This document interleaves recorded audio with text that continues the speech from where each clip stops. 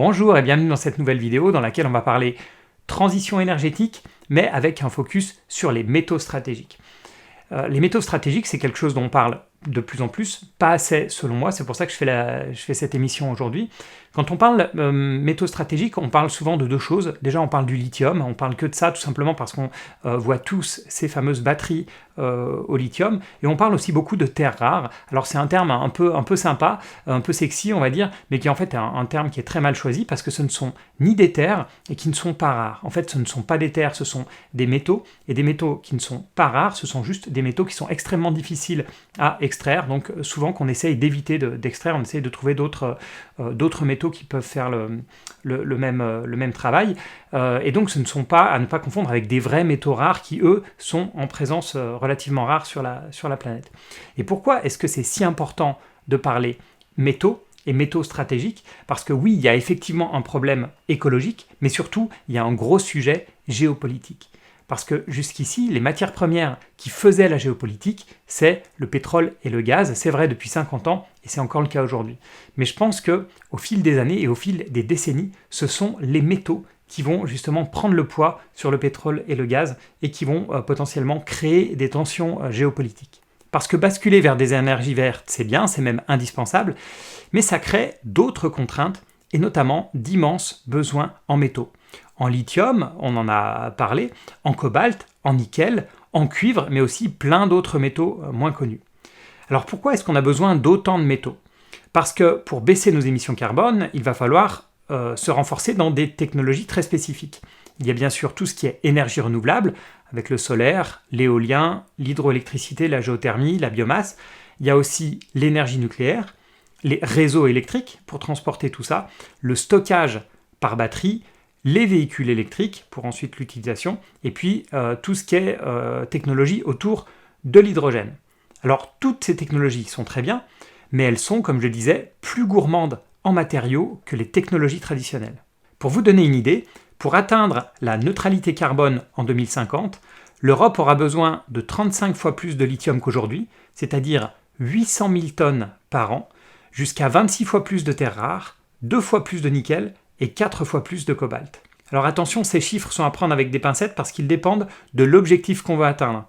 Si c'est l'objectif des accords de Paris, soit 1,5 degré, si c'est un objectif à 2 degrés, etc., donc les chiffres vont changer. Plus on veut atteindre la neutralité carbone rapidement, plus les chiffres vont être agressifs, mais bon, dans tous les cas, la demande est énorme. Et sur le podium des technologies qui demandent le plus de métaux, on retrouve en premier, et j'ai envie de dire sans surprise, les voitures électriques.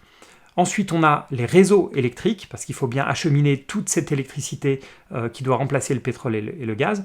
Et enfin, on a l'énergie solaire. Alors c'est vrai que quand on parle métaux, on parle souvent des éoliennes. Mais en fait, la demande en métal des éoliennes, elle reste anecdotique par rapport aux 3 premiers postes que je viens de citer. On parle souvent de l'éolien parce que là où c'est un mauvais élève, c'est quand on regarde la demande en métaux par mégawatt produit. Là, c'est vrai que les éoliennes, elles vont demander beaucoup plus de métaux. On sait qu'une éolienne, c'est entre, en gros, 1 tonne et 5 tonnes de métal. Donc, elles vont demander forcément beaucoup plus de métaux que le solaire ou le nucléaire. Maintenant, quels sont les types de métaux qui sont les plus demandés? Cette fois-ci, je parle en tonnes, pas par rapport à leur réserve. En premier, c'est l'aluminium, suivi du cuivre et du nickel. L'aluminium, il est utilisé pour rendre les véhicules plus légers, que ce soit les voitures, les camions ou bien les avions, mais il va aussi servir dans les batteries. Le cuivre, lui, il est utilisé pour les réseaux électriques et puis pour les véhicules électriques. Pour vous donner une petite idée, un véhicule thermique, il nécessite 20 kg de cuivre, un véhicule hybride, environ 40 kg de cuivre, et on parle d'à peu près 80 kg pour un véhicule qui va être totalement électrique. Et là où on atteint vraiment des poids qui sont impressionnants, c'est pour un bus tout électrique, on parle d'environ 400 kg de cuivre. Le nickel, lui, il est utilisé un peu partout, mais surtout dans les batteries. Alors attention, tous les métaux ne posent pas de problème d'approvisionnement. J'ai parlé de l'aluminium, qui était celui qui allait le plus augmenter en tonnes, pas en pourcentage, mais il n'y a pas de problème d'approvisionnement réellement du côté de l'aluminium. Parmi les approvisionnements les plus critiques, il y a le cuivre. Près de 90% des ressources en cuivre qu'on connaît aujourd'hui seraient extraites d'ici 2050 si on prend le scénario 2 degrés. Ensuite, on a le cobalt. Alors le problème avec le cobalt, il vient des faibles ressources connues, puisqu'on parle de 65 à 83% des ressources qui seraient consommées d'ici 2050, mais on a un plus gros risque avec le cobalt.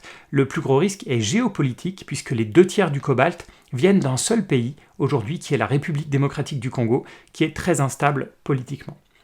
Si on passe maintenant au nickel, la tension en termes de ressources, elle est moindre, puisque 60% des ressources seraient consommées d'ici 2050. Alors bien sûr, ça paraît extrêmement important, mais on va probablement trouver d'autres ressources d'ici là. Et on a une tension qui est encore moins importante sur le lithium, puisqu'on ne consommerait que 30% des ressources d'ici l'horizon 2050.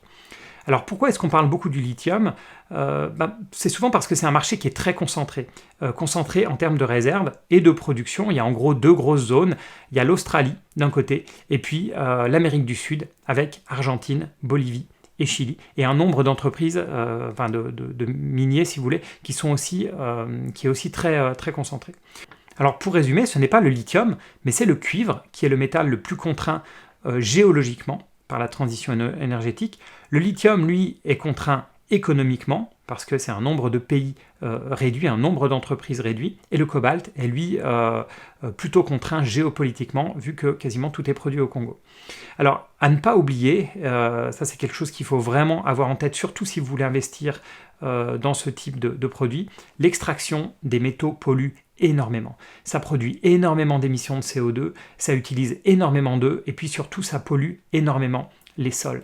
Et comme l'industrie minière, c'est une industrie qui est très polluante, si vous voulez y investir, il faut vraiment vous pencher sur les mesures que les entreprises prennent pour lutter contre la pollution. Alors, qu'on soit clair, c'est clairement insuffisant chez toutes les sociétés, mais en regardant un peu les données, ce que j'ai vu, c'est que les grosses entreprises du type Anglo-American, Barrick Gold, Newcrest et puis BHP donnent l'impression de faire mieux. En tout cas, elles vont être déjà plus transparentes et elles vont être mieux que la moyenne, on va dire, même si elles ne sont pas au niveau. On peut aussi regarder, si vous voulez investir de manière vraiment spécifique, par exemple sur le lithium, vous pouvez regarder des spécialistes comme Albemarle, alors je ne sais pas du tout sûr que ça se prononce comme ça, ou Livent aux États-Unis qui sont très actifs sur le lithium, ou bien le français Eramet qui est beaucoup plus actif dans le manganèse et le nickel, mais qui se développe aussi pas mal sur le lithium. Alors personnellement, j'ai tendance à éviter les minières pour 2 raisons. La première, on vient d'en parler, c'est la pollution. Et puis la deuxième, c'est que presque toutes les mines sont en pays instables. On a 98% du graphite qui est produit en pays instable, instable politiquement, je parle. On en a parlé, il y a 87% du cobalt qui est produit en pays instable, 80% du nickel, etc., etc. On voit bien que les sociétés minières, elles ont tendance à jouer avec le feu, que ce soit en termes de pollution ou d'instabilité politique. Et c'est là où on voit l'une des aberrations de l'investissement ESG, ou même de la transition énergétique dans son ensemble. Et moi, le premier, je suis plein de contradictions, c'est-à-dire qu'on a envie de décarboner l'économie, on a envie de limiter le réchauffement de la planète, mais parfois on se voile un peu la face et on ne veut pas voir que pour ça on a besoin des entreprises minières. Aujourd'hui on ne sait pas miner les énormes quantités dont on a besoin pour cette fameuse transition énergétique sans polluer et sans faire beaucoup de dégâts. Je dis pollution, oui, beaucoup de dégâts écologiques, mais aussi beaucoup de dégâts humains parce qu'on sait que ce sont des métiers extrêmement difficiles avec beaucoup d'accidents. Donc c'est vraiment quelque chose de difficile. Alors moi c'est vrai que j'ai choisi d'investir extrêmement peu dans l'industrie minière, mais on voit que en fait cette industrie minière, elle est aujourd'hui vraiment indispensable.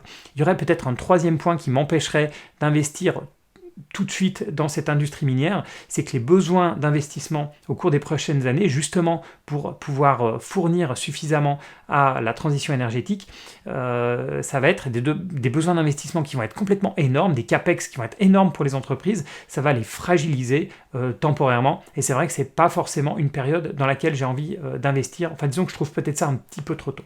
À choisir, je m'intéresse beaucoup plus au secteur du recyclage. Nous avons le français de Richebourg, qui est bien sûr un spécialiste du recyclage des métaux. Vous pouvez aussi aller sur des pure players du recyclage de batteries, comme par exemple Li-Cycle Holding, le ticker c'est LICY, pardon. Malheureusement, c'est une entreprise qui perd encore de l'argent, donc j'y touche pas, mais elle est aussi sur ma liste. Le recyclage de batteries lithium, c'est quand même un créneau magnifique pour les prochaines années. C'est vrai que sinon, c'est difficile de trouver des pure players.